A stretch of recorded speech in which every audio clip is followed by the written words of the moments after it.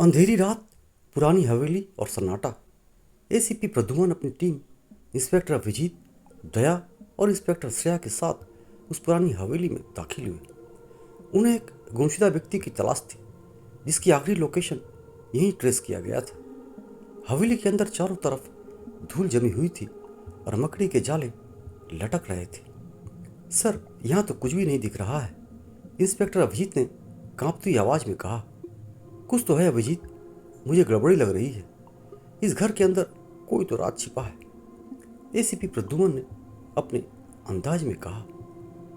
तभी फ्रेडी की नज़र एक भारी भरकम अलमारी पर पड़ी जो एक दीवार से सट कर खड़ी थी। फ्रेडी ने जैसे ही अलमारी को धकेला, उसके पीछे एक छुपा हुआ दरवाज़ा दिखाई दिया।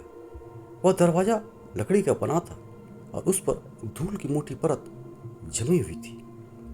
लगता है इसी दरवाजे के पीछे हमारा सुराग छिपा है। इंस्पेक्टर दया, दरवाजा तोड़ दो, एसीपी ने आदेश दिया। दया ने पूरी ताकत से दरवाजे पर लात मारी और दरवाजा एक जोरदार आवाज के साथ खुल गया। कमरे के अंदर का नज़ारा देखकर पूरी टीम हैरान रह गई। वहाँ जमीन पर एक कंकाल पड़ा हुआ था और उसके पास ही एक डायरी, कुछ सुनहरे गहने रखे हुए थे। उस कंकाल के हाथ में एक छोटा सा ब्रेसलेट भी था।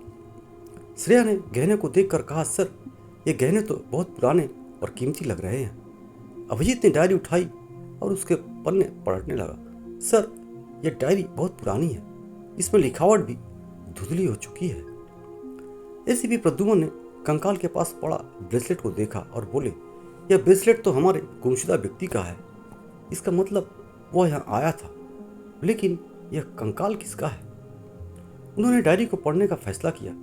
डायरी एक पुरानी कहानी लिखी थी। यह हवेली एक जमींदार की थी जिसने अपने भाई की हत्या कर दी थी ताकि वो उसकी दौलत और ज़मीन हड़प सके। जमींदार ने अपने भाई को मारकर इसी छुपे हुए कमरे में दफना दिया था और गहने भी छिपा दिए थे। डायरी के आखिरी पन्ने पर लिखा था कि उस जमींदार की आत्मा उसकी दौलत की रखवाली कर रही है और जो भी यहाँ आएगा वह जिंदा नहीं वापस जाएगा। यह पढ़कर पूरी टीम चौंक गई। अचानक एक तेज हवा चली और दरवाजा जोर से बंद हो गया। बिजली भी गुल हो गई और चारों तरफ अंधेरा छा गया। लगता है यह हवेली सच में शापित है, इंस्पेक्टर श्रेया ने डरते हुए कहा। डरो मत श्रेया, यह सब सिर्फ हमारा ध्यान भटकाने के लिए किया गया है। यहाँ कोई आत्मा नहीं है, बस एक अपराधी है जो हमें गुमराह कर रहा है, एसीपी ने अपनी शांत आवाज में कहा। अभिजीत ने टॉर्च की रोशनी की और उन्होंने देखा कि फर्श के नीचे एक ताजा खून का धब्बा था। यह खून का धब्बा नया है, इसका मतलब है कोई अभी अभी यहाँ से गया है, इंस्पेक्टर अभिजीत ने कहा।